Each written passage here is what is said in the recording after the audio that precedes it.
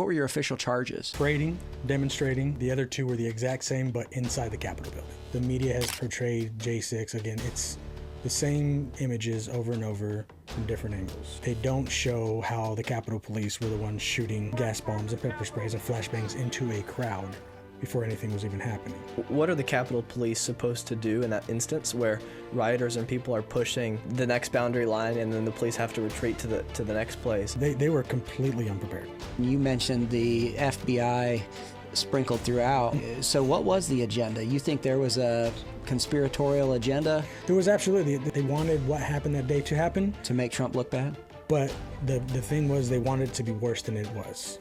The reason why the people stormed the Capitol was because they believed that the election of 2020 was fraudulent in different ways. I don't believe he got 81 million votes. I don't think any sane person believes he got 81 million votes.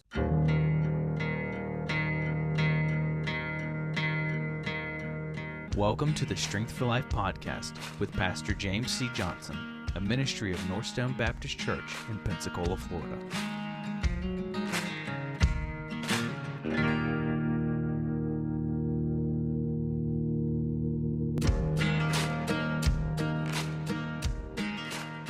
Jesus Rivera, thank you for joining us on the Strength for Life podcast. Yes, I'm glad to be here. We are thrilled to have you. And Andrew, thank you as always for being my co-host. So often you are my co-host. My pleasure. I've been looking forward to this podcast as well for quite a while. So yeah.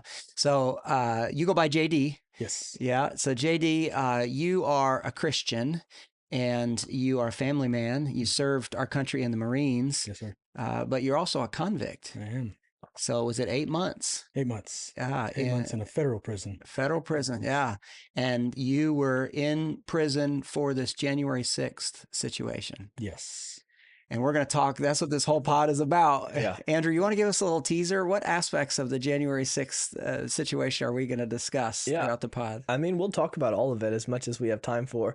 I'm sure I'll have more questions than we have time to answer them. Yeah. But definitely it's one of those topics that even bringing it up, you'll get censored, you'll get, muted, or you get your video taken down from a social media platform. So for those reasons, it's a good thing to talk about. Whatever the social media algorithm are saying you can't talk about. Those are the things to talk Those are about. the things Yes. Yeah. that we need to emphasize. Yeah. And so I want to tell our listeners too, so I saw a little documentary video about you.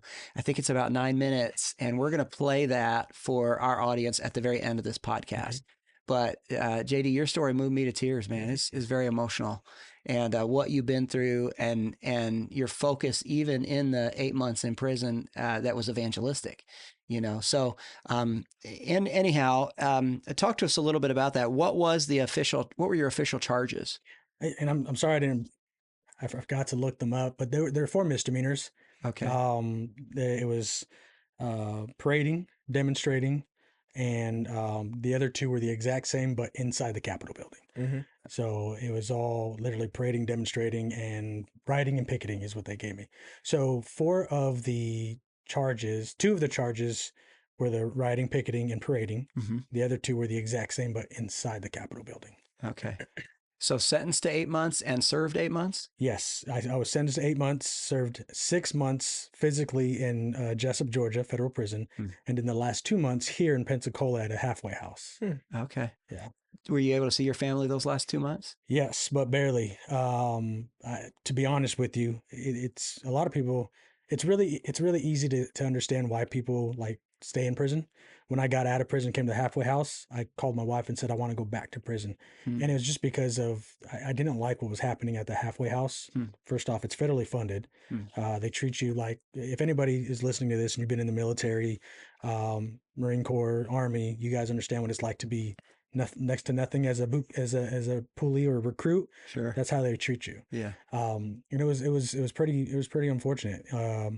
The amount of rules that you had to abide by, and then knowing that my wife and kids were about 15 minutes up the road, and I was denied for the first 2 weeks of seeing them. It made it a little more difficult, because you get a little taste of freedom and then it's pulled from you again, kind of thing. But I would have preferred finishing off my last 2 months. Yeah. But I had an amazing church that offered me a job while I was at my halfway house. Okay. So I was able to, at least go to work and not be stuck there the whole time. Amen. Yeah. Talk to us about your family. So how long have you and your wife been married? How many children do you have? We have 6 kids collectively. Collectively, we have 8 kids because I do have 2 older daughters. Okay. We have 6 at home now. Okay. During the January 6th stuff, we only had the 4. So my oldest son is 12. I have a daughter who's 11. We have twins who are 10. No, daughter's 10. Twins are 9. I'm getting there, I promise. And then we just adopted my niece and my nephew. Okay. So our new daughter and son, who are going to be 4, and Simon is 1. Okay. And me and my wife have been together 15 years. Okay. And we just had our anniversary on Sunday. So 15 years, it's a kind of a milestone anniversary. Did you do anything? Well, 15 years was together. We've been together. Oh, I got you. 11 years total we've been married. Okay, So it's still a milestone. Like, Yeah. knowing, me and my wife talk about it and laugh about it all the time. Like, I was like, we've been together this long and I still really like you. Like, I really like you. And it's an achievement because, it's maturity on my part, I'm sure. 'Cause Sure, yeah. As a young man, liking someone for a long time was hard for me to do, but I didn't have Christ in the center of my life either then. So Yeah. he He makes all the difference. He does. He does. And he has used my wife tremendously from the very beginning of our relationship to today, Yeah. in making sure that, we're grounded in him as well. So, Amen. but she's an amazing person. Praise the Lord. I wish she was here. Like, I know I talk a lot, but, behind the scenes, people need to understand she's the one who had to really go through a lot with this entire situation. And we'll get to that. No doubt. Yeah. Amen. Yeah, I do want to talk about a lot of aspects of January 6th, partly because when this happened, I just turned 16. So 16-year-olds don't really care about the news that much. And I wasn't super informed until, the preparation for this podcast. And so I did a lot of research to try to figure out, what went down. And it's so hard between liberal media and then conservative media taking things out that fits their narrative, So I'm excited to ask you questions. So, yeah, it's interesting to talk to somebody who was there. Exactly. Yeah. Yeah. And So went through the whole I want to ask you questions about FBI agents being involved, or was the 2020 election fraudulent, or how peaceful were the people inside the Capitol? Questions like that. But before we get there, I just want to ask you basically, how did you end up being in Washington, D.C. on January 6th? Oh, so backstory, I have been working in film since 2013. So I lived in New Mexico. That's where me and my wife went when I got out of the Marine Corps in 2012. I've been working in film since then. When we moved back to Pensacola, because this is where she's from, I started working for my church doing maintenance, and I was getting really bored and I wanted to get back in film, but we know Florida doesn't have a film industry unless you go to Miami. I wasn't trying to move to Miami. And so I started Arver Films, which is my little company. And from that point on, I was doing, and mind you, this is, right after Trump was elected. So we were in Albuquerque when Trump got elected. So my wife and my kids unfortunately experienced the first a bit of rioting when people were throwing bricks and stuff. And we had an entire, when he came to see us in Albuquerque, like the whole thing got shut down because there was Molotov cocktails. Like, we were there at the very beginning of it. So we saw this. When we got to Florida, we were excited because we were in more of a red state. We knew we were going to have to deal with a lot of that stuff. And I decided, because the election was coming up, that I was going to go out and start interviewing people. Now, we had COVID that happened, so everybody got famous on TikTok during COVID. So I started using that to influence the best I could as a conservative, not as just a conservative, but as a Hispanic conservative, and then a newly found Christian. So I was trying to go back and forth with that. And of course, you get shut down, banned, count suspended for all the things. Right. But I was enough of a mouthpiece that I had over 150,000 people on TikTok that would listen to me. I had well over 60,000 people on Facebook. Instagram was about 20,000 plus. I had a large following to say I was getting up there. So I was offered a job to travel to all of the events where Trump was speaking, to go speak to the people about people were calling us white nationalists, as white supremacist. If you voted for Trump, you're a Nazi. It's still the same terminology we have today. Right. And what I was doing was I was going to these different events, speaking to people in line who were Black, who were Hispanic, who were Asian of descent, things like that, to show the world, hey, look, everything they're saying is far from the truth. Like, there's a lot more in the minority who love what Trump's doing, who love, at the time, the Make America Great Again, that movement, all of that. There was a lot more of us out there than people were letting on. Obviously, the mainstream media didn't want people to know that. So I got pretty infamous, or infamous is later, but I was pretty famous for that. So when Trump lost, when the election was stolen, I'm going to say that when the election was stolen from Trump, um, we all knew that was kind of it for the conservatives and Republicans. And we're just like, all right, well, they're doing a Stop the Steal rally in DC. We just heard about it. Mm-hmm. At this time, I'm looking for a job with WEAR, WKRG, P&J, Pensacola Journal. I'm trying to, just like, well, I can't work anymore doing this. So I really enjoy what I'm doing. I really enjoy being the camera guy. I really enjoy doing the journalistic stuff. I'm trying to work for these guys. So I got an interview in December with WKRG, which is WEAR's, their brother sister network across the street in Alabama. And we spoke about January 6th, and I told him what I was going to go, and he's like, "Yeah, absolutely. This is the president of WKRG who's in charge of the entire media group." Okay. Super excited. He knew who I was, knew my social media presence. We'd love to have you on. We just got to make sure we're good to go. When you're in DC, get some footage for us. We'll talk. You guys, the one thing that the media does and the legal system does is they keep out a lot of stuff. Yeah. They don't tell the whole story. Mm-hmm. So when people are quick to be like, you do the time, you do the crime kind of thing, you have to understand the judicial system isn't as great as we think it is. It's really not set up for, I mean, you have more money, it's better for you, but it's all about money and power. So they left out a lot of the fact that I was actually working for WKRG. Mm-hmm. They left out a lot that I was in DC speaking to people from WKRG as things were going on. They left all this stuff out.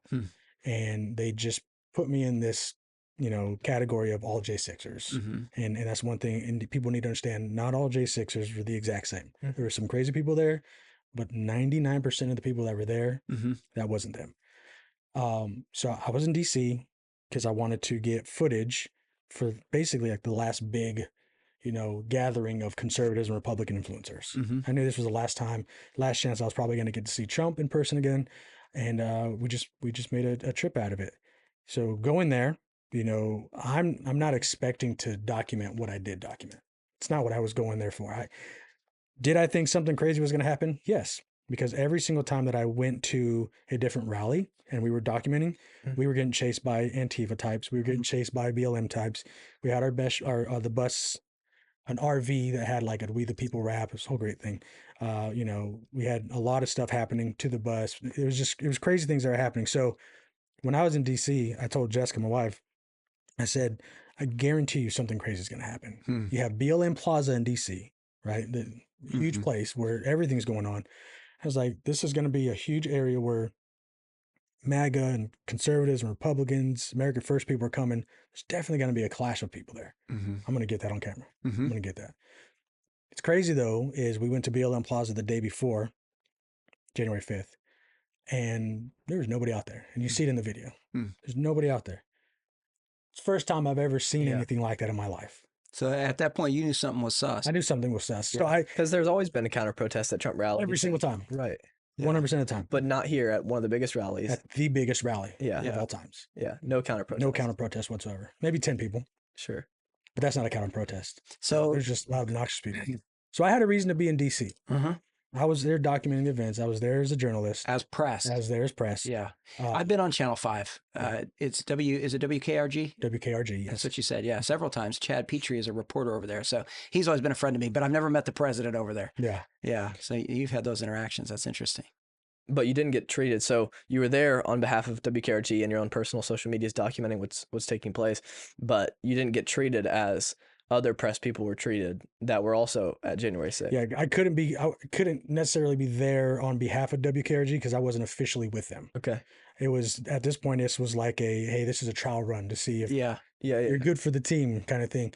January 7th, I got a phone call. Hey, you're hired. We want you on the team immediately. Oh, okay. On my way home from DC. Really? Yes. Wow. So I got actually officially hired on January 12th. Was my official signed paperwork. Here's literally the keys to the office, literally. Yeah, cool. With WKRG. It makes sense for them to hire guys like you that already have a significant social media following coming into that because they want people to be listening to guys like you. You would think, I thought that was going to be everything that you see and hear. I thought that was going to be what shot my career, right? Everything I got on video, all the stuff. And unfortunately, just like I say in the video, it did the exact opposite. When I was arrested by the feds, WKRG was across the street, the only news network that was out there Mm-hmm. when it happened. From the 12th to the 20th, they kept talking to me, and I was just like, I'm ready to go. Give me an assignment. And they're like, oh, we're waiting for HR. We're waiting for HR. We're waiting for HR. I talked to my buddy who was the camera guy that I was supposed to be running with. He's just like, I don't know what's going on. They're halting it for whatever reason. And then January 20th happens, and we realize I had a warrant for my arrest on my birthday, January 11th. I didn't know it. Oh, Never knew it. So this whole time it was being halted because I had a warrant for my arrest. okay. Because remember, I was hired on the 12th. But January 11th is when I had the arrest warrant issued out for me by the federal government. Wow. So HR knew something. Happy birthday. Yeah, Right? absolutely. Wow, man. Um, So how long was it from January 6th and then you eventually presented yourself to prison? Like, what was that time period? to actual prison, or when I got from January 6th, I was raided by the FBI, 20 plus agents on January 20th, 2021. They showed up at your house? 2020, yes, 2021. Wow. So I had 20 plus FBI agents coming to my house. Rifles literally at the ready. Had a rifle pointed in my face. Is your family home? No, they just left. Oh, praise the Lord. Good. Just left. Because that's traumatizing. That was the only thing that I was okay with, is that they waited. Because when you look at all the other people that had to deal with this, when you had I can't remember how to say his name. Captain Q. He was a Marine captain. His wife had a miscarriage because of what happened the day when they came storming into her home. You had kids who were flashbanged. Like, this is all stuff that actually happened. You had FBI agents run What does that mean? Flashbanged? so they throw a grenade, the flash grenades. Okay. They Yeah. threw it into the house With kids in there. with kids in there. Yeah. Wow. I mean, literally, these are the kind of things that happen there's over 30 family members who were raided that way, that like there was an excessive amount of force presented into their home by the FBI for misdemeanors. Right. That's the problem. For documenting what happened on the day. And not me was documenting, but Yeah. these people were just for being there at the Capitol and walking into the Capitol that day. Wow. So there's a lot of stuff that people have failed to see what happened to Americans that day, and still are failing to see what's going on with Americans as we see the protests and everything else happening in Minneapolis, those things. Right. Federal buildings being, messed up, federal agents being messed up. That was a January 6th, so they'd been cuffed up, sent to prison immediately. Right. But that's because it's a different side of the aisle. Yes, totally. So Merrick Garland, I think, was the attorney general who openly, Merrick Garland. yeah, Yes. who openly gloated about prosecuting as many J6ers as possible. While at the same time, like, that wasn't the biggest riot of the year. Like, BLM riots were much worse, and more lives were lost, significantly more, in BLM riots as opposed to January 6th. Why do you think it was that they are openly saying we're going to get as many of these people as possible, while at the same time not going after any of these BLM rioters? Well, it's good versus evil, right? As Christians, we understand how that works. Yeah. Anything that's going to attack our faith and anything that God wants to preserve, they're going to go after. And a lot of conservatives, for the most part, I mean, as we know, Republicans are very, Christians for the most part. On the left, they call themselves Christians, but it's hard to understand what kind of Christianity they fall into because, everything they believe. And I'm sorry if that's offensive to people, but we all know, right? Like, but it's good versus evil. And they didn't want Trump in. Now, Trump used to be a Democrat. They used to love Trump before, but Trump literally started, calling out people for the things that were happening in the government, and they didn't like it. They wanted him to be on their team. And this was the easiest way to make him look like the villain. Let's get as many people arrested under his name and say he's the one who caused this to happen. It's an easy way to get people to think Trump was a villain. And that specifically alone, I mean, just being a supporter of President Trump, you were a bad person. Literally, I mean, and this is something, not my church now. It was my church still, but the people at my church who were far left leaning are some of the people that turned me and my wife into the FBI. Wow. Yeah, there's a lot more to my story than is out there. Literally gloating about it on TikTok and social media, laughing that they turned me and my wife in, calling us out by name. Wow. And it's just like, these are people that my wife grew up with, lived life with, babysitted their kids. We prayed over and cried with, those kind of things as Christians. And you're just like, your hate for one person so much caused you to, turn one of your favorite people into the FBI. That Trump derangement syndrome is a real thing. That's a psychological disorder. Thing. Yeah. Yes. Now, they labeled January 6th as an insurrection. Do you think that term is accurate when it comes to January 6th, or what's a better term? Because you saw it all. Yeah. What do you think? Oh, it was not an insurrection. If it was an insurrection, we wouldn't be having this conversation right now. There wouldn't there'd have been a lot of life lost, a lot more than there was that day. There was life lost that day that a lot of people don't know about, but there have been a lot more life lost that day.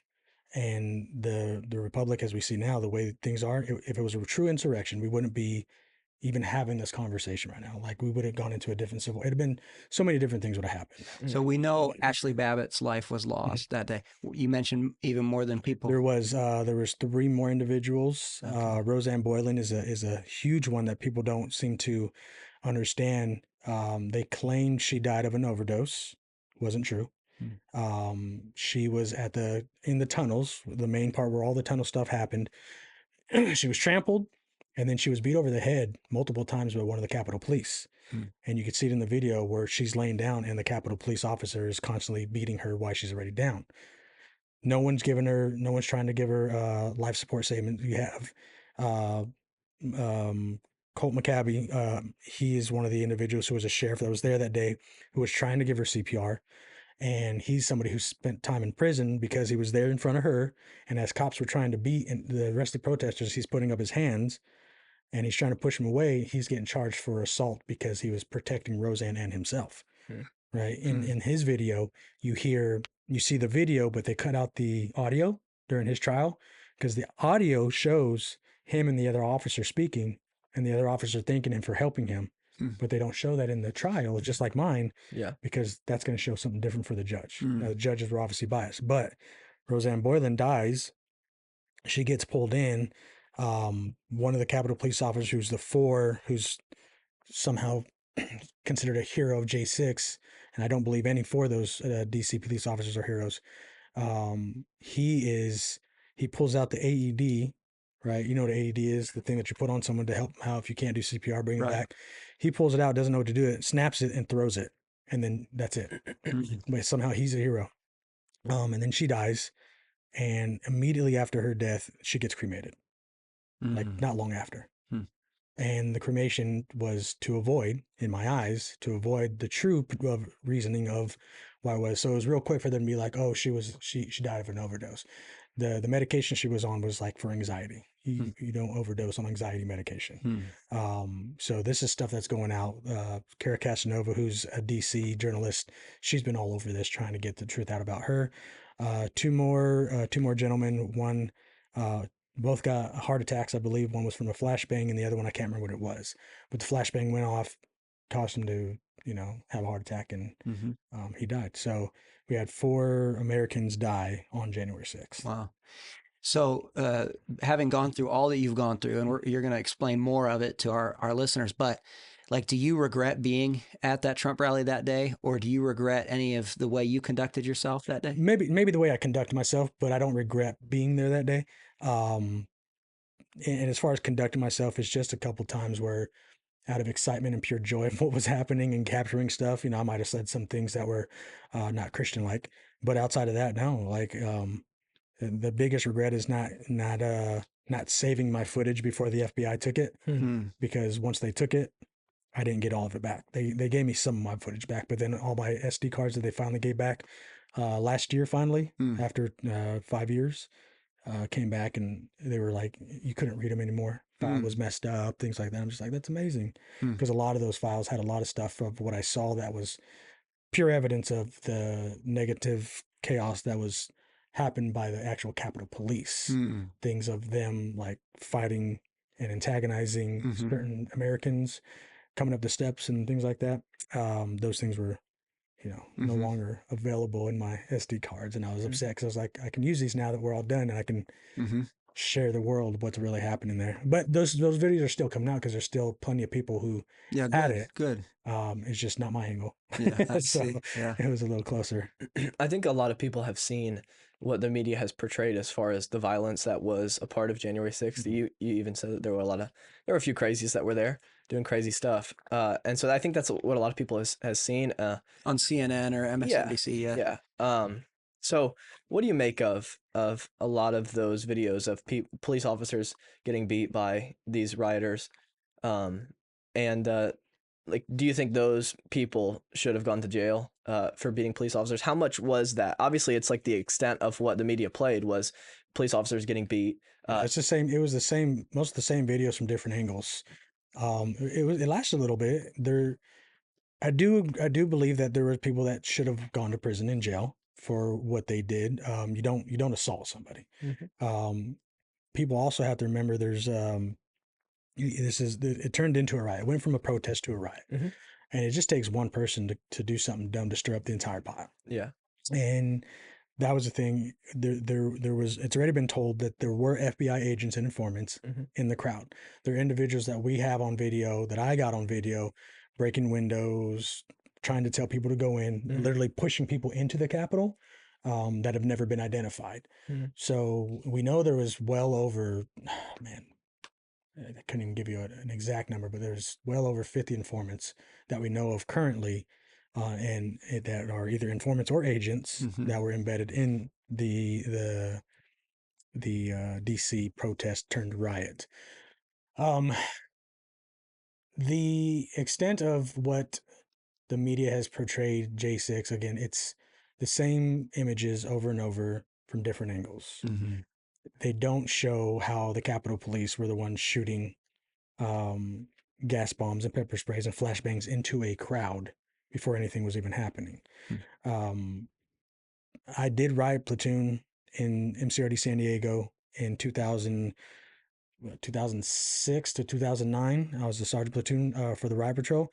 And I could tell you the one thing they don't tell you to do if there's a riot is to just shoot anything into a crowd to bring them closer to you. The whole purpose is to get them to disperse and go away from you. So instead of shooting canisters in front of them to push people back, now they did shoot canisters in front of them because some of the knuckleheads didn't know how to use the weapons, and they shot them on the ground and messed up and got tear gassed on their own people. But they were shooting into the middle of the crowd. That disbursement, you got to understand, the amount of people were there, people were going to push this way and go that way. But for the most part, where they were shooting, everybody was just coming up. So these Capitol Police officers were causing more and more people to come up. A lot of people that I served, I was in prison with, there's one guy who's a Marine, Kevin Creek, amazing guy. He got arrested. He got charged with felonies. His thing was the Capitol Police officers, and if you watch our videos, you'll see like they're coming after people. They're just swinging away. They're just going nuts. Kevin puts his hand up, tries to push an officer away because there was an older man behind him or next to him that the police officer was trying to beat. So Kevin is sitting here trying to push the guy away, and because he goes like this to kick away, he's getting charged with assault charges, and he spent 2 years in prison, in federal prison, same one I went to, just for that. And that was as simple as that. You have a lot of people who were trying to protect the elderly and a lot of people trying to protect women. And these police officers, these Capitol Police officers weren't holding back. They were there for a fight. Not all of them, but the ones that were in riot gear, they were like amped up. They were ready to just go to war, and it was obvious. Okay, so here's, I guess, what I'm trying to reconcile. Like, what are the Capitol Police supposed to do in that instance where rioters and people are pushing the next boundary line, and then the police have to retreat to the next place? So, like, obviously, I think there were some mistakes that the police made. They were definitely understaffed for sure on that day, and they could have been much more staffed. But like, what would you suggest the police do in these instances where rioters are keep pushing them back and pushing them back? Well, first off, they were completely unprepared. They were completely, like, nobody had control of. They didn't understand like riot formations. They were just all over the place. And you can hear on everything that we've got, all the evidence, they weren't even in communication with their higher ups. Like they had no comms. The only thing, I mean, can't tell somebody what to do who has no preparation for a riot. You know what I mean? Yeah. It's hard to be like, oh, this is what you should have done. If you don't know what you're getting into, the best thing I think they could have done was to continue to come back and then eventually get into the Capitol, get into the halls, lock it down as they should have, and just let everything be chaotic outside. But instead, they continue to stand outside, you know, all that machismo, and they were shooting people with whatever they could. And in the videos, you hear Capitol Police, like, literally antagonizing other people. Like, let's go, let's fight. You want to do this? Throwing down their weapons, going like, come on, like, you don't do that. You're a professional. You don't do that. I don't care what kind of environment you're in. We see what's happening with ICE in Minneapolis and Border Patrol. Like, these guys are having to hold their own, and they're not sitting there, like, they're quiet for the most part. And they have these people that want to fight them, that want to kill them, literally, and they are just biting their tongues, and you can see it in their eyes that they're ready, but they can't. That's professionalism. Sure. You are professional what you do. These guys, unfortunately, they were not professional that day. Capitol Chief Son, who was the Capitol Police, in charge of all the Capitol Police, if you read his book or listen to any of his stuff, you guys get a chance. Capitol Police Chief Captain Son, he was denied all information. Anything that had to do with January 6th and the possibilities of the amount of people that came through, he was denied that information. The mayor, Pelosi, all of them, they weren't giving him the information he needed. So he wasn't able to prepare himself for what happened that day either. So like President Trump offered the National Guard or reinforcements, and Nancy Pelosi declined that offer. Correct. And then you mentioned the FBI sprinkled throughout. So what was the agenda? You think there was a conspiratorial agenda? There was absolutely. They wanted what to happen. They wanted what happened that day to happen. To make Trump look bad? But the thing was, they wanted it to be worse than it was. No different than the FBI's come to our houses for misdemeanors and drawing rifles. They were looking for, they wanted a bloodbath. They wanted to see Americans fight the federal government. Now, unfortunately for us, as you know, being on the right side of things, and I don't mean right as Republican, but knowing the difference between right and wrong, a lot of us, all of us pretty much, when they came, we were just like, all right, this is it. Do what you got to do. Majority of us were ready to just talk to the feds, but they never called any of us. They all just came unannounced. Like they treated us as terrorists. I was on a domestic terrorist watch list. Wow. Convict, domestic terrorist watch list, the whole works, for misdemeanors, right? So what they wanted was someone to open the door and shoot back at the federal agents. Sure. They wanted that. That's why he said what he said.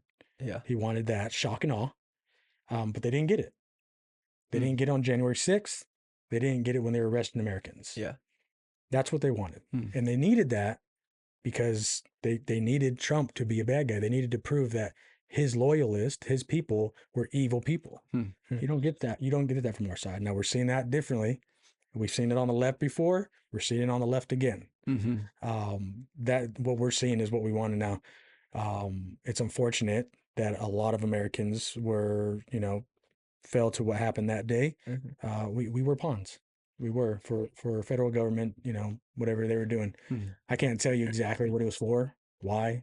I mean, we're still trying to figure that out to this day. Yeah. We just know that a lot of us were, 1,600 of us were federally charged. Yeah. That's how many people were charged. Crazy. How many actually went to jail?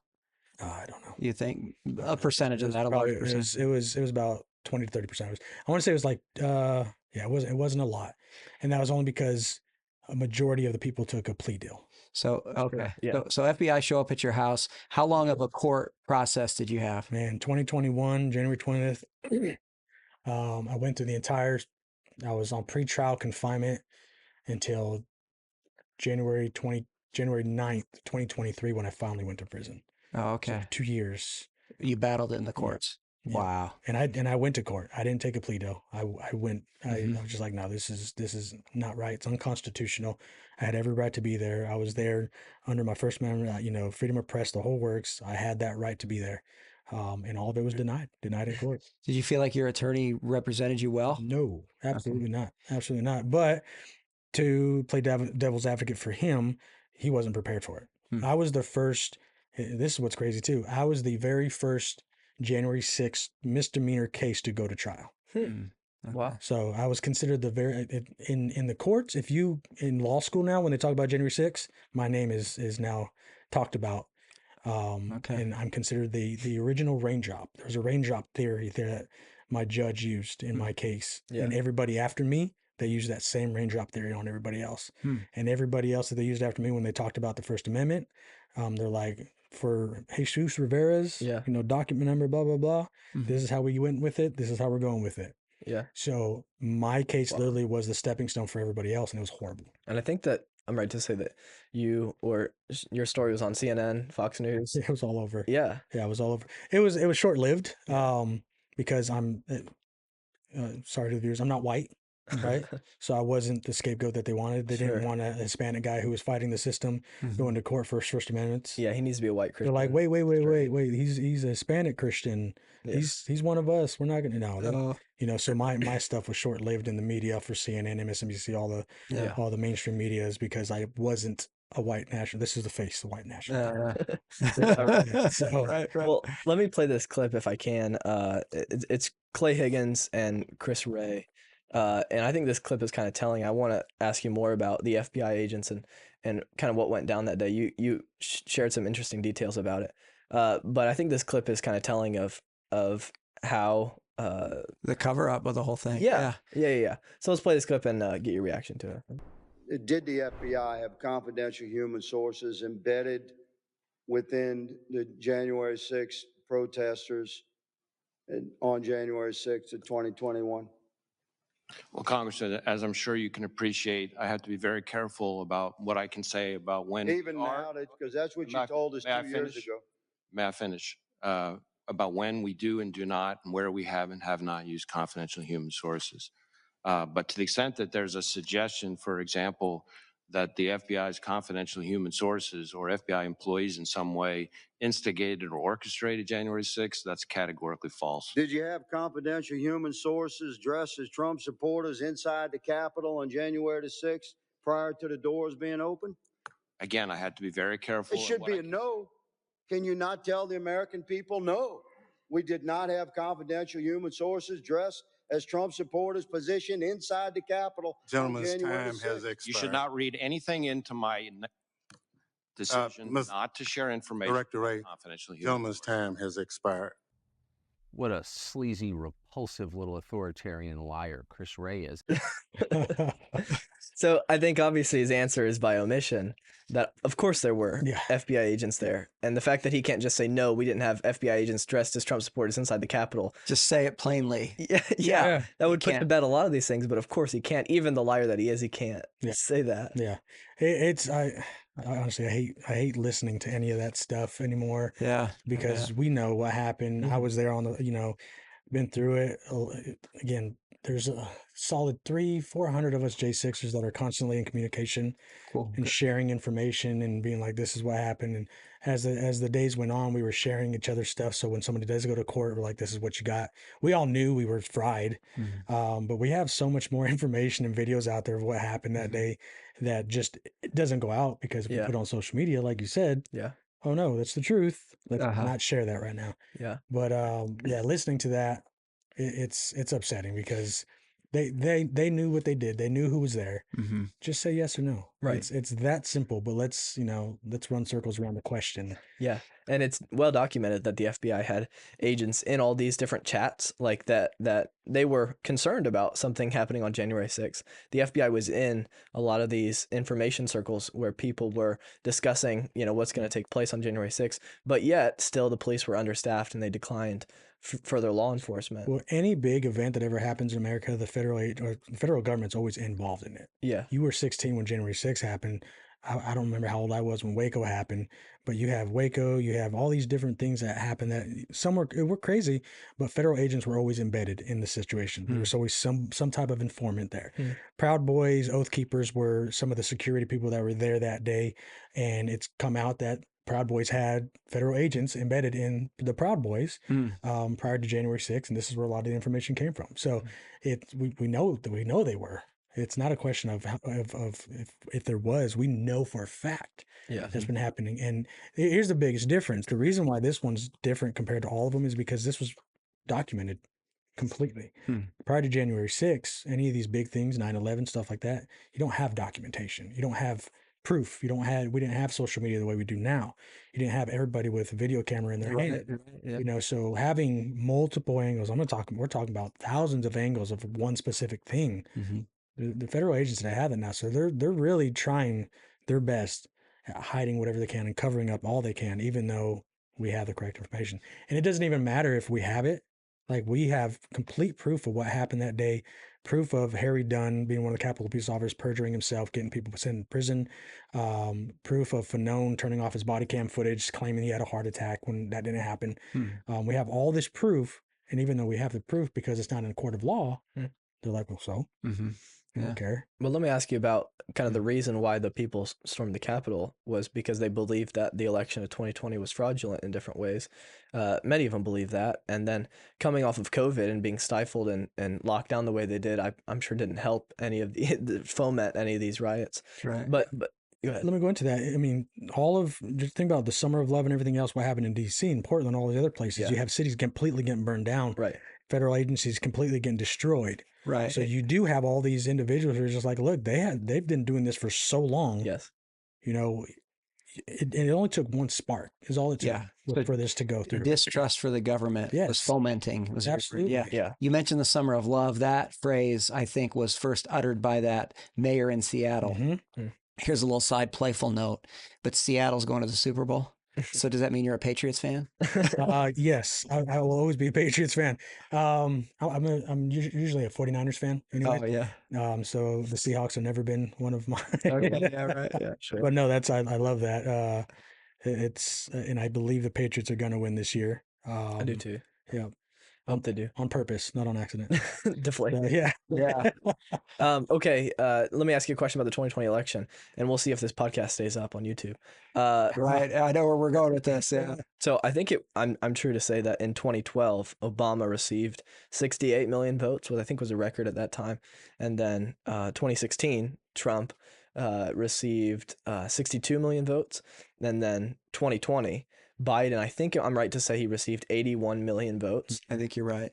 From a campaign that he did in his basement where he was half senile. We saw the effects of, him, like, respectfully, he was the president. And when President Trump was packing out arenas and Biden, the joke is Biden couldn't fill up 5 hula hoops, remember, because of social distancing and COVID. Yeah. He's got these hula hoops for real. Yeah. And he couldn't fill up, but he had the record number of votes, air quotes, 81 million. You're doing an hour-long interview. He never did that in the lead up to his presidency. But yeah, he got the most votes in American election history. So the whole thing does feel very sus. Yeah. There's no way that Biden, and I mean Trump didn't even do it, but to get more votes than what Obama did when he was elected at the time.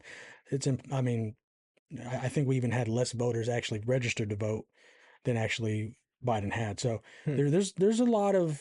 I don't believe he got 81 million votes. I don't think any sane person believes he got 81 million votes. We see right now what's going on in Georgia and other places where it's coming out, even in Arizona, that there was fraud in the with the voting machines and everything else. And of course, nobody's going to get held accountable for that because it was how long ago? But even though we know it to be true, because it never came out again in the courts, like it doesn't matter. The legal system says we won. It's the whole system, the judicial system, the legal system, the way we run things is unfortunately very corrupt in every aspect of it, both left and right sides. So I think it's more important that we start focusing like we are here with the group that we're with, Mike and everything else. We focus on our forefront, the city locally. Yeah, right. Because if we continue to focus purely on these big elections and stuff like that, I mean, we're not going to have much of a republic left. We see what's happening. It's unfortunate. So election integrity is a significant concern. I suspect that one reason why President Trump was able to win the last presidential election was because Elon Musk was involved. And I know they had a falling out not that long ago. I think they're friends again, Trump and Musk, but he's a tech guy. And I think I find it frustrating, all this electronic voting. I think that is, if you're a tech person, you can rig all that stuff. And perhaps that's what happened where Biden ended up getting, the most votes in history to that point. I think it feels rigged to me. But I think Elon getting involved with Trump, I think Elon verified a lot of this kind of stuff. Like he did. Are you familiar with some of the stuff Elon did to kind of Doge and everything else? Yeah. Just before Doge, during the campaign, Elon was all about the voting machines, and somehow they were mobilizing people to verify what the technology was saying. Yeah, well, because you had what's the voting machines? What's the name? Oh, I forget. I don't know. Dominion. Thank you. Dominion, yeah. Yeah. So the Dominion voting machines, they said they were not capable of getting put online, which if you go, yeah, they weren't plugged into anything. But a lot of the voting machines, the Dominion voting machines, depending on where they were, they had SIM cards from either AT&T or Verizon. Okay, yeah. Which means you're connected to the internet. So it's no different than like ADT and Vivint, those home security places. They have it set up to where if you lose power, you have chip cards inside your system. So if power goes out, you still have access to whatever it is for security purposes. That's the same thing that Dominion was using on a lot of their stuff. So to claim that there was no internet access, to claim that nobody could break into it is completely false. Right. Like I'm not a huge tech guy, but I can do it. Like I know enough about tech to understand what to do. Now I can't break into a Dominion machine, but I understand enough that somebody who has enough simple capabilities of breaking in and stuff like that wouldn't have a problem doing that, especially through two SIM cards through a cellular service company. Yeah, and then mail-in ballots. COVID was their excuse to do mail-in ballots for people that have been dead for 20 years. Yeah. But and there are thousands of cited instances of people receiving ballots who had been dead for forever, and then multiple ballots. Yeah, time, different states. Mail-in ballots is I do believe in mail-in ballots for the right reason.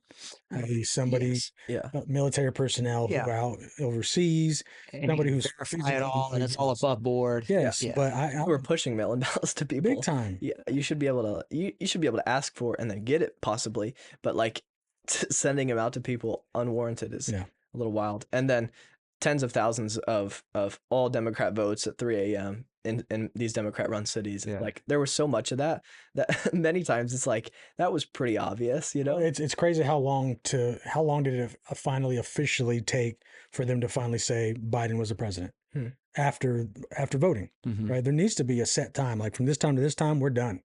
If nothing gets in, we're not counting a week later votes to figure out who won the presidency. Right. That's not how it should work. We need to have a system that's set up better, quicker, that doesn't deal with technology for the most part. Right. Unfortunately, we are in a digital age. Yeah. And that's all everybody wants to use. What do you think about voter ID? I think everyone needs to have a voter. I think you need to have an ID. So you don't think it's racist? No, I don't. And I get a lot of hate for that because being Hispanic, I'm called a, I'm a traitor to my kind. I'm like, no, I'm American, right? My kind is American. People who love Christ. Those are my people. Now, if you're a black guy like that, you're called an Uncle Tom. Uncle Tom. Yeah, we're called Uncle Juans. I was gonna suggest that. Yeah, they call us that too, but it's ridiculous. Yeah, I grew up in a family of immigrants. I had my stepfather was an immigrant who worked on a visa, worked on a farm his whole life, and he was one of the first people that was just like, if you're going to come here to America, you come here and do it the right way. Yeah. I of course I have family on my father's side that I don't know too much that they had to battle immigration. So it's like, I know people, I know immigrants, and I know it's, even from our church that go through the system the correct way and they're dealing with all this stuff. But when it comes going back, I went on rabbit trail. When it comes to voting, I mean, we need an ID to drive a car. You need an ID to purchase a weapon. You need an ID. I need an ID to buy my house. Simple things in life. You need IDs to get my kids in school, to prove we are who we are. Why is it that you can't have to consider?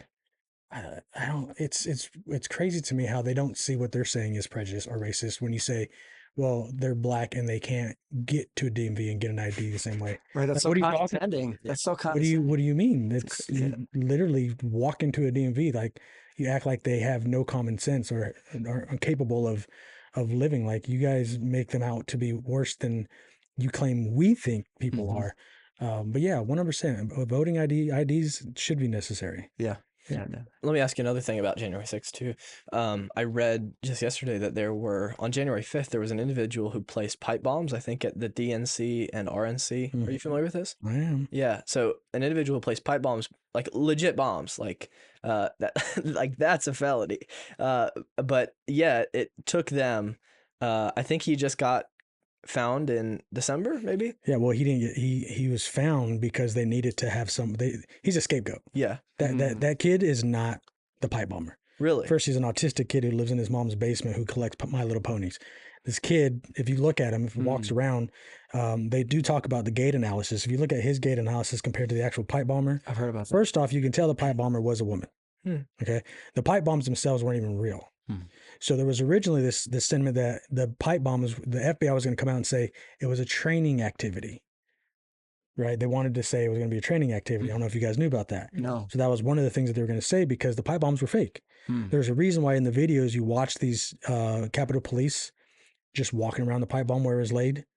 They're not securing the area. They're just standing around. You don't just stand around a pipe bomb. Yeah. Like if you know it's a bomb. Even if it's a fake bomb, like again, I went riot patrol. We were told you secure the area and you move away. There should only be one person in that area, and it's whoever's in charge of the bomb. But they're walking around it nonchalant, like there's nothing going on. They know it's a pipe bomb, but they're not. They're just walking around it, like literally from us to him. Yeah. You don't do that. There was no fear in these Capitol Police. Now, that was something they couldn't say. Steve Baker, a good friend of mine, who was another journalist who was arrested as well, who broke the story originally about the pipe bomb. If you guys don't know Steve Baker, look him up. Amazing. Him and Joe Hanneman, they both work for the Blaze. They have been running this, and their gait analysis and their investigation, they found out that the pipe bomber was a lady who was one of the Capitol Police. This is their assumptions, mind you, who was one of the Capitol Police. The day after January 6th, she starts working for the CIA, all this craziness. And when they called her out on it, there was never a rebuttal to it, right? If someone says you're a pipe bomber, and usually the next step is, okay, this is defamation. Yeah. You're putting my life at risk. Yeah, all right. There would be some type of attorney, legal action. None of that happened. But what happened 2 weeks later was we got this young man all of a sudden who now, the FBI finally have. I'm going to tell you guys right now, I do not trust Kash Patel and I do not trust Dan Bongino. I don't. I know a lot of people who are probably listening to this do and love, and that's okay. That's your opinion. Mine is different. As a J6er, as someone who's been following the story, as someone who's seen what's going on, they're just loud mouthpieces now. Sure. I feel that they are just as corrupt in this situation. Do you trust President Trump? I do trust President Trump. What I don't like is that he has allowed individuals in his circle again who I don't trust. Sure. So what he did the first time, because of the person he wasn't a politician when he got into this. He was a businessman. That's why I voted for him. Right. I was just like, and that's crazy because that's what I told my wife. I'm going to vote for the first time. And when I do, it's going to be for someone who's not a politician. And lo and behold, here comes President Trump, which was crazy. But he wanted to drain the swamp, and he did a good job for the most part. Yeah. But there was still a lot of swamp to drain, and he hasn't been able to because of how he's allowing people in his circle to make decisions, as you do, right? If you're in charge of something, you have people in your circle that you're going to entrust and hope that they're giving you the right information. That's what he does. So when people are on social media, like, I can't believe Trump's not saying this. He's not on social media like the rest of us. He doesn't see everything that we see daily. Sure. This man probably barely sleeps. He probably gets 3 or 4 hours a day. Right. So he's tired and he's constantly moving. I trust President Trump. I still love what he stood for at the beginning, and I believe he can come back to it. I just believe he knows that he's only got 3 years left, and at this point, it's he's got to do what he's got to do for himself and his family too. He still believes in the American people. I agree 100%, but I do think that he has allowed unknowingly the wrong people to stay in this corner, because again, the reason why I don't trust Kash, why I didn't like Dan, tell us why. Trust Pam Bondi. I was going to ask you about Pam Bondi next. So yeah, I mean, talk about those three. Let's look at what has happened. Yeah, absolutely nothing. Who's been charged for anything under COVID? Nobody's been charged. Nobody's been brought to justice. January 6th, we have plenty of evidence about the January 6th committee literally deleting video footage to help push their narrative. None of them are being charged. We have the pen gate, right? We have the auto pen gate. Nobody's being charged. We have people. How much did we find out about Doge and all the government spending and cuts that we had that was just fraudulent spending for, what was it? One of the dumb things was they were testing transgender frogs in Somalia or something like that. Right. Like, so. Yeah, right. Right. Like, and it's literally something that was on there. These kind of things, they find all this funding, but nobody's being held accountable for these fraudulent actions. Dan and Cash claimed they're all about, bringing in the January 6th and covering that for us and making sure that those January 6ers who were, done wrong, like myself and others, that we would see accountability. Mm-hmm. We're seeing zero accountability. We just keep seeing more and more cover up every day. Mm-hmm. When you continuously see cover up and cover up and cover up and no accountability, Mm-hmm. you lose my trust. Now I know a lot of people are like, oh, there's a lot of wins. Cash and Dan they've arrested this person, this person, this person. I'm going to explain something very simple to everybody who should understand this. The people they're arresting and the handful of FBI agents that they fired, those are nobodies. Mm-hmm. That somebody who took a knee because they're an FBI agent, that's a private in the military.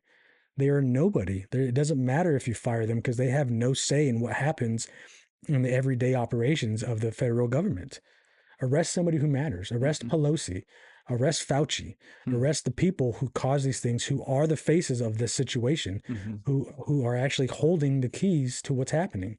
They don't want to go after those people. Why not? Now people are like, well, we got to give them time. I've given them 5 years. Right. Yeah. So Dan Bongino resigned, right? Yeah. And he's going to start his social media, thing now. The Dan Bongino army is ready and at it again. Yeah. Right. Yeah, So do you think there's a chance that he saw, the other side of all this? Like Kash Patel has seen a lot of corruption, and maybe he feels threatened, and they all a lot of them just end up being puppets because they see things we don't. And so like, I wonder, why did Dan Bongino resign in your mind? Like it's probably too deep of a swamp for him to deal with. Dan Bongino's known the swamp though. I mean, he worked for the Clintons.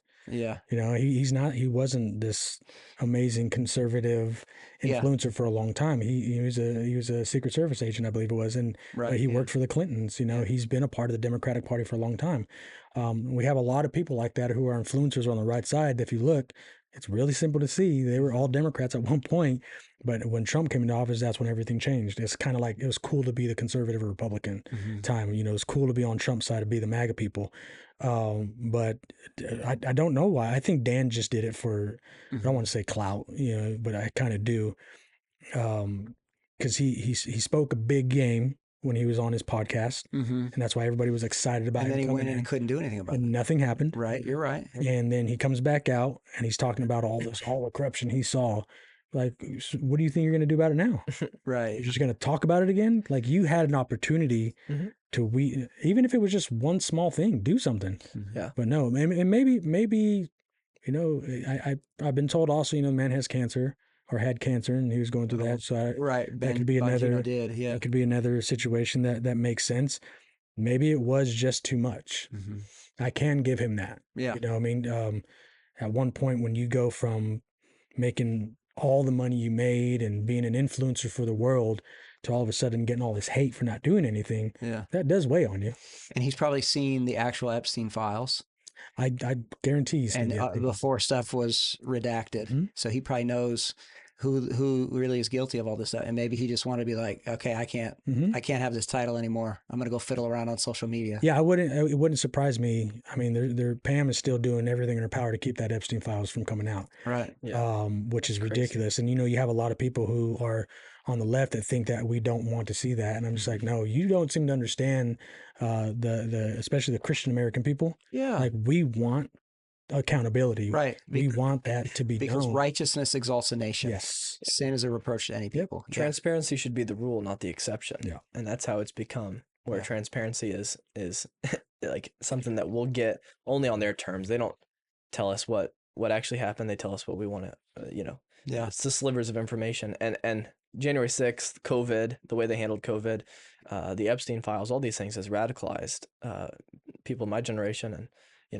people that are awake to like what's going on, watching this stuff in real happen and like hearing stories and then watching the news and go, that's not how that went down at all. Yeah.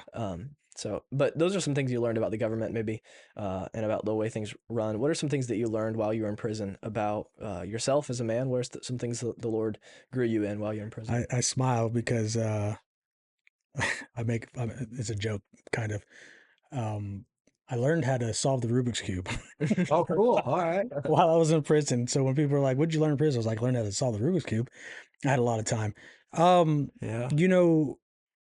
Man, spiritually, my walk got huge going into prison. You know, when the door shut, I lost sight of God for a moment. I was scared. There's legitimate scared, you know, terror. Like I didn't feel His presence. I just didn't feel it, and I was worried. I was like, this is not where I belong. And you know, the first 2 months that I was in solitary confinement. I didn't get to call my wife for like the first week or two, so it was a struggle. Because you were a Gen 6er, you're in solitary confinement. Wow. Yeah, they sent me to a medium security prison on misdemeanor charges because I was a J6er. If for J6ers, we were established as domestic terrorists, so we were treated differently. And yeah, I lost sight of God for the first day. Literally, it was for anybody who feels His presence all the time and to just randomly not feel it. That's a hard place to be. It's a really hard place to be. And I was just sitting there. I remember the second day I was sitting there and I was just like, all right, I'm just going to pray. I'm going to pray. Lord, I don't know where you're at right now. I can't feel your presence. I need you. I need you. And then up in the corner, some old man yelling. He yells, prayer call. And I was like, there you are. All right. All right. We're good. I know what I need to do now.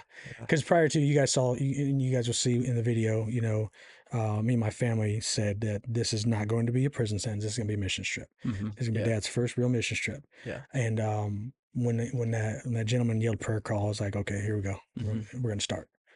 And it was from that moment on, man. Like it was just every day I was trying to influence people to Jesus, you know, just sharing the love of Christ that I knew how to share, you know, talking life into people. And there's so many great testimonies we had. You know, there's obviously in prison, you're dealing with a lot of really bad people. I mean, I shared areas with murderers and child rapists and you name it. And these guys found comfort in coming to talk to me about Christ. And I would give them the best I knew. You know, I'm no theologian.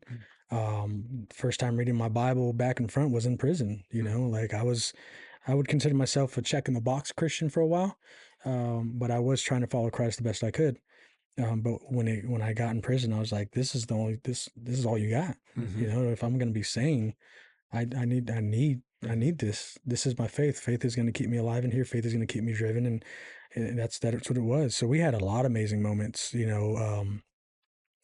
I started a prayer group when old timer, I can't remember his name right now, but he took off. I kept up with the prayer group and we did communion a few times. And, you know, my wife was able to purchase, we had Spanish speaking Bibles sent because they wouldn't give us Bibles there. So my wife went out and bought, when I finally got a hold of her, she sent like 20 plus Spanish speaking Bibles, English to dictionary, dictionaries. So I can teach these Spanish guys English while they're reteaching me Spanish. Cause I'm not a good Mexican according to them because I didn't know Spanish well. But there was a lot of good fellowship in those areas. One of the coolest things while I was in solitary, we had 15 minutes. So we went up to do a prayer and we did the Our Father. And for anybody, like this is probably the coolest thing. Like I tell people, it's like, if you want to know what heaven sounds like, tell everybody to say Our Father in their native tongue at the same time. And it was a cool moment because you had Mexicans, you had Dominicans, you had Portuguese, you had Cubans, you had different dialects, Jamaican, you know what I'm saying, all saying Our Father in their dialect. Wow. And it was the coolest moment for me. And I had to call my wife immediately, like, dude, I just experienced heaven for the first time. It was so cool.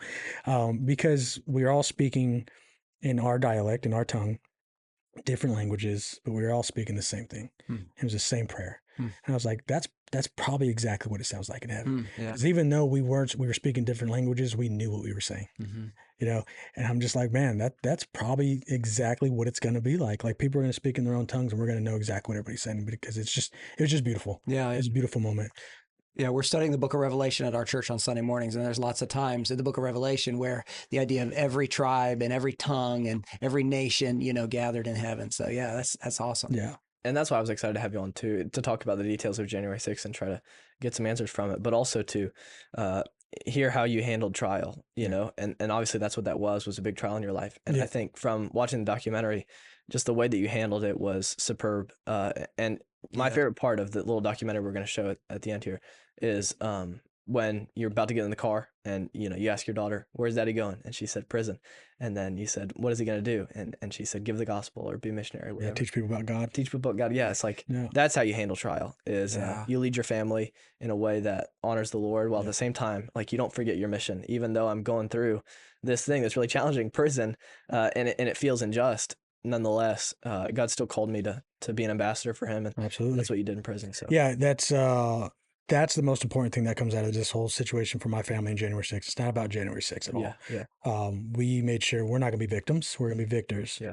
And everything that happens for this is we're going to point it back to God. We had to walk through these trials. We had to walk through the fire. We had to be in the fire, right? You don't pray to get taken out of the fire.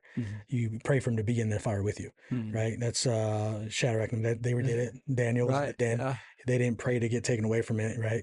That was my fire. That was my den. And I knew that spiritually, I was like, if I'm going to be an ambassador for Christ, we've got to go through this. Like, if God is not stepping in for an appeal, if he's making me go to prison, he's not making me, but if prison's the place I got to be, there's a reason for it. Yeah. And it's great. I tell you, man, it was, God gets all the glory in this entire story. Amen. 100%. Did you happen to have a life verse or a passage of scripture in specific that kind of navigated you through all this? No, you know, and it's crazy. And I always think about that. I was like, man, I got to have a life verse. I don't. And that's only because there's so many times where a different verse will pop out and I get a new revelation about what's going on. So I've never really had, a verse that stuck out to me. I haven't yet. Okay. I just, there's different verses, and for me it sucks because I know the verse, but I can't say it, but I'd be like, I know where it's at in the Bible. Right. But I've always, you know, I know eventually there's going to be a verse that just sticks with me. Sure. But I'm still learning. I'm still learning. You're giving the Lord a lot of glory, even as you mentioned through the trial. I'm geting no gauge from you that there's bitterness in your heart about it. Do you have any bitterness? No, absolutely not. You know, the Lord says you gotta forgive over and over and over. You know, what does it say? 7 times 77. Is that correct? It's 70 times 7. 70 times 7. Yeah. And that's what I've learned to do. My spiritual walk and everything. My obedience. Be obedience. That's it, right? When I learned to be obedient to Him, like my life changed. Right. Because obedience doesn't mean cupcakes and rainbows. Right. Obedience means do what I say when I tell you to do it, son. And when he tells me to move, I move. There's been so many times where I'm just like, I don't like that, but it's not about us. And I've learned that. And it's not, and I didn't learn it the hard way. I learned it the right way. Right.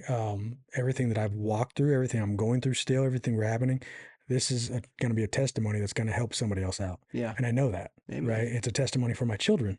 They know it. They see what we've been through.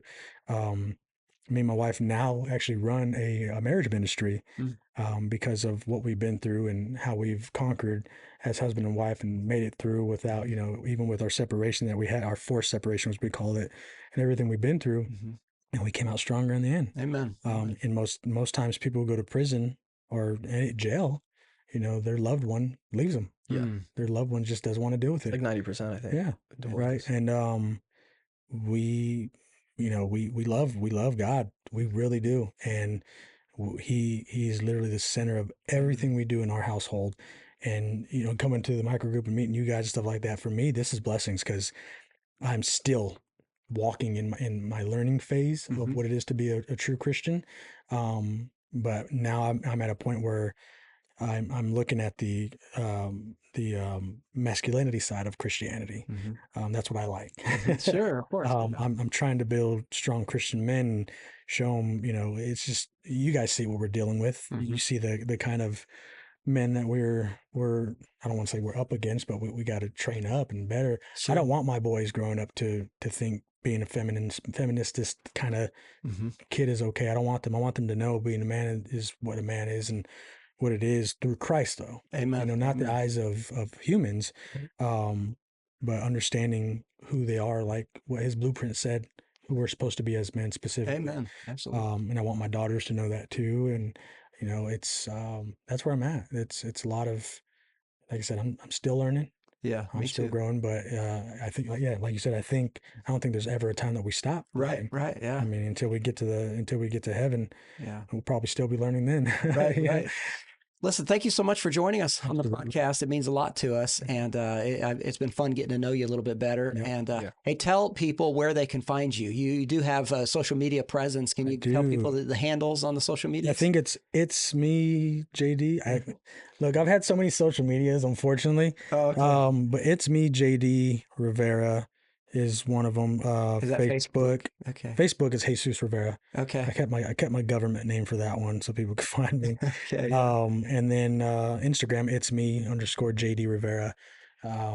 Yeah, that's where I think you guys see I'm trying to push a lot of more motivational Christian content. Yes, yeah. And people need that. They benefit from that kind of stuff. Yeah, I definitely want to stay away from politics as much as I can. Sure. I want to push people towards Christ more, and sometimes Amen. Social media doesn't want you to do that. Right. But Yeah. I'm gonna keep doing it Yes, the sir. best I can, and doing stuff like this, being able to get out there, because it's important. It's crazy that people don't even realize that they had J6ers in their backyard, especially here in Pensacola. Right. Yeah. When here you are. when we get to tell our story, they're like, I had no idea that happened out here. Yeah. A lot has happened. But yeah, Instagram, Facebook, two best places to find me. Cool. Yeah. Good. And, yeah. And you're supporting Strength for Life stuff. We I appreciate am. that. Yes, absolutely. So Yes. That's really cool. So thank you again for joining us. Thank you guys for letting me be Andrew. here. Appreciate it. And we are going to throw to that video, and I want you to stay with us and watch this 9-minute or so documentary. And as I said at the beginning, it's emotional, so I warn you, but it's powerful. And listen, if I can serve you as a pastor, please let me know how I can do that. You can email me directly. My email address is pastor@northstonebaptist.org. Okay. God bless you for tuning in. This has been Strength for Life, and here's that video.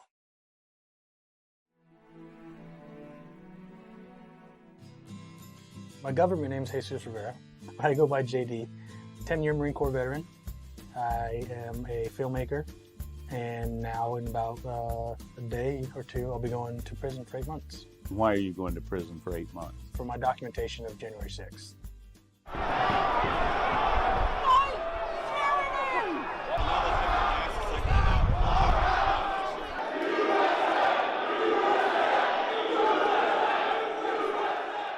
I was in Iraq in 2004, 2005, so Operation Enduring Freedom and Operation Iraqi Freedom. I was able to help build the polling stations and everything else. And then once we were done with that, I was part of the team that was out there providing security for that entire day, which was really cool to see and say I'm a part of that, because for me, that's in the history books right now, and I was actually there. We knew who voted that day.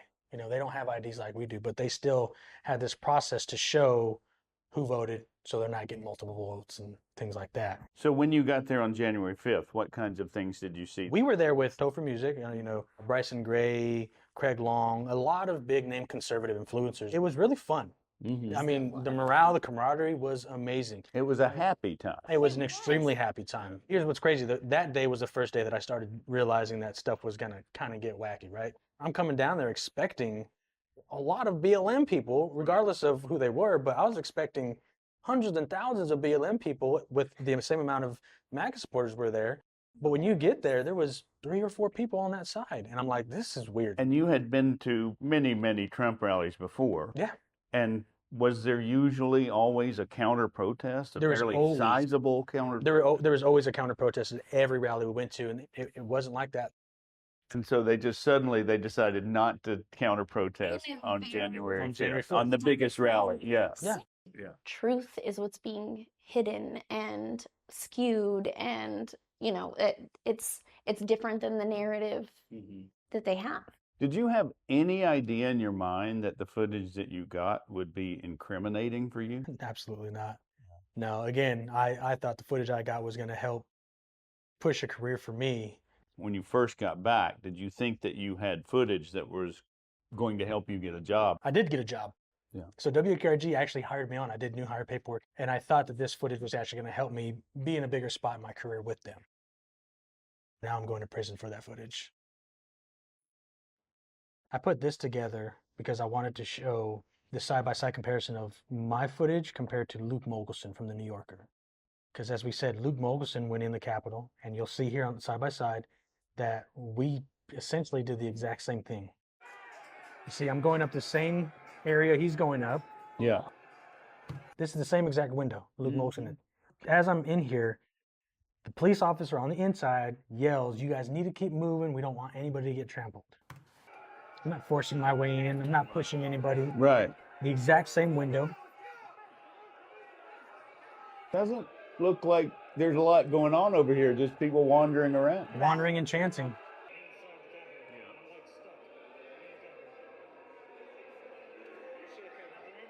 You don't need credentials when it's the First Amendment and the Constitution says, right? I was there gathering information that was going to be used as an information source. I wasn't just there filming.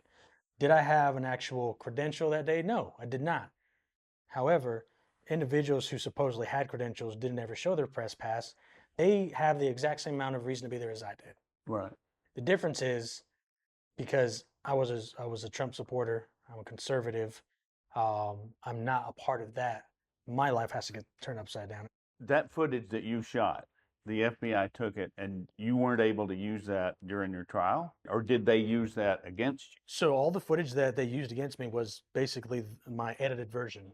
Your stuff? All my stuff. But you saw a side-by-side comparison. They used against me to say that everything that I did in that side-by-side was what considered me to be a part of the riot and the chaos. But not him. I showed he went through the exact same steps, through the exact same window, in the exact same hall. Mm-hmm. And he was actually documenting more stuff than I was, to include the QAnon guy. Mm-hmm. But for some reason, my stuff, I'm the domestic terrorist, and I'm the one who gets slammed. He's praised as some type of hero for documenting that. This whole week leading up to this, it's been go, go, go. Try to fit in all the family time, try to get all of this done. Okay. Yes, ma'am. You know, those are some of my last moments with him, you know, as a free man. He does get out, you know, we do get to have time with him, you know, while he's there, but that's not exciting time, you know, but we're trying to make the best of it. Is Michaela Daddy's little girl? Yep. He's literally torn from my rib. Are you okay? Was there anything specific that you said to her when you said goodbye to today?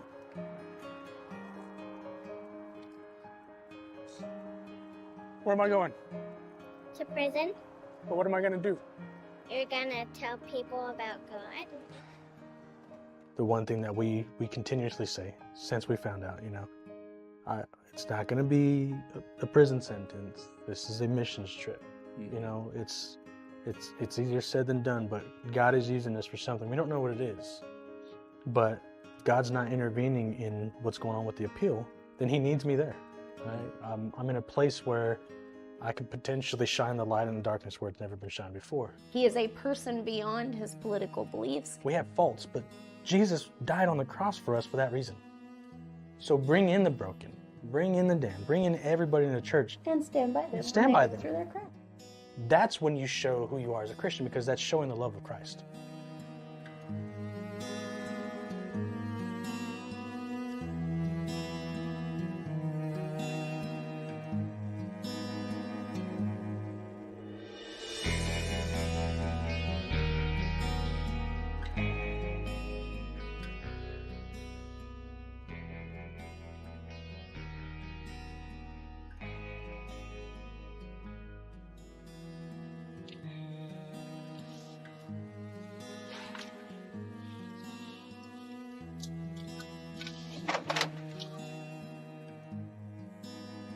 Would you look at that?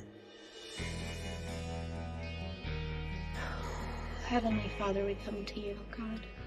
We ask you for peace in this anxious situation. Yes. God, we ask you for your grace, your favor over my husband. God, we pray that you just lead us in everything that we do from this moment forward, as you have been, God. We are your servants. We fully surrender to you in this process. Surrender, Father. And I've asked you multiple times, Father God, what's next? What's next? What's next? This is it. So I walk it out in faith, Father God, I do this for you. I do this for my country. I do this for my family. God, I hope I can do well for you. In Jesus' name. Amen. It's never the end of the world, I promise you. 'Cause sometimes storms will come and go. But whatever happens, we will make it through. That is the truth. God, you're in control. You know his heart. And I pray you cover him. Here. That's the hardest thing I've ever had to witness, is a family man like that, a Christian man like that, having to be separated from his children. Went inside, turned the camera on. Misdemeanor, 8 months in prison. It's a mix of sadness and just